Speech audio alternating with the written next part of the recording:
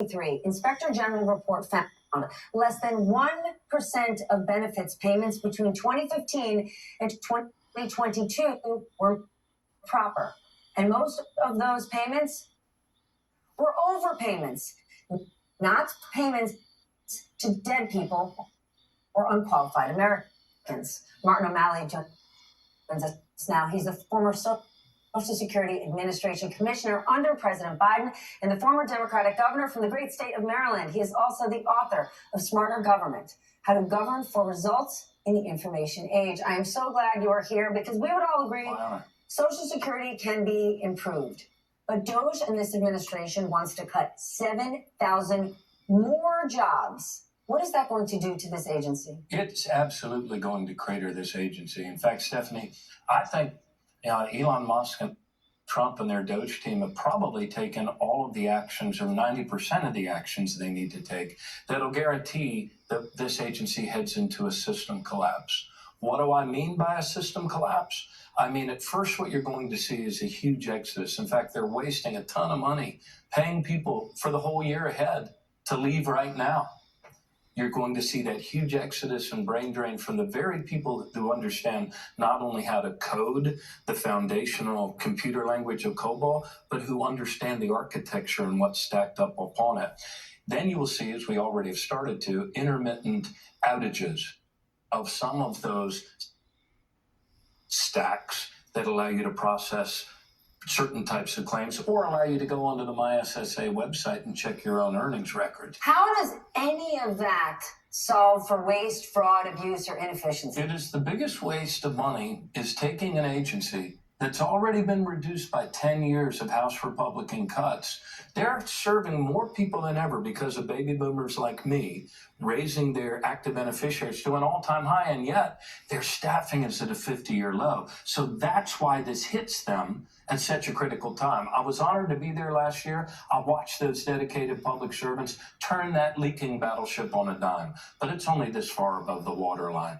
And after these intermittent outages, or at the same time, you're going to see every wait time go in the wrong direction. After it being made to go in the right direction last year, people are going to wait longer in the field offices. People are going to wait longer on the 800 number. They're going to wait longer for initial disability determinations, which, oh, by the way, more Americans die now waiting for that initial disability determination than ever before.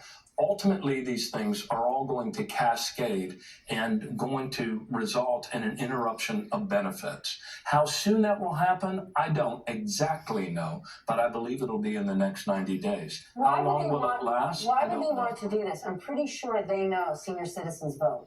And they've also been warned. Very recently, there was an internal memo saying, wait a minute, this is by the people they haven't already fired. I mean, they replaced a very capable acting commissioner because she dared to stand up and say to this fourth-level promotee, this guy who admitted online that he shared information with DOGE and was put on administrative leave because of violating agency protocols. I believe that they need to wreck the agency and take away its capacity to serve the public in order to turn the public against it. In other words, Stephanie, I believe they want to wreck it so that they can rob it.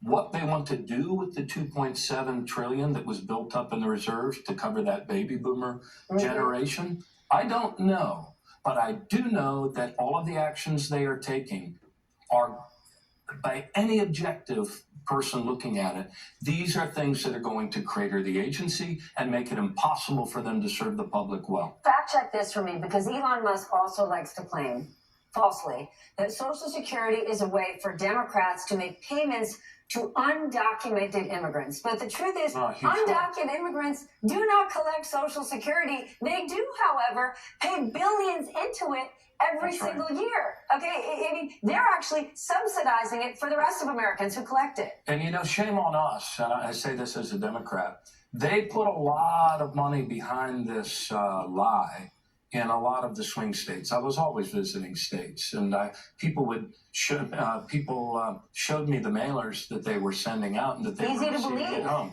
And they were saying, Candidate Harris wants to let more illegal immigrants in to bankrupt your Social Security. The truth is, people working here out of legal status, those so-called illegal immigrants, pay in $22 billion a year for you and me that they'll never see it on it. $22 billion a year. There's lots of big lies. And, you know, Social Security, the customer service challenges can be easily solved. But you have to let this agency operate at the traditional 1.2% overhead to benefits that they did every year until about 10 years ago when they started getting cut. And the so-called solvency crisis that's coming up in 2035, also a totally solvable problem. You just remove the the cap on the highest earners, and that will extend the trust fund that was built up intentionally to cover the baby boomers.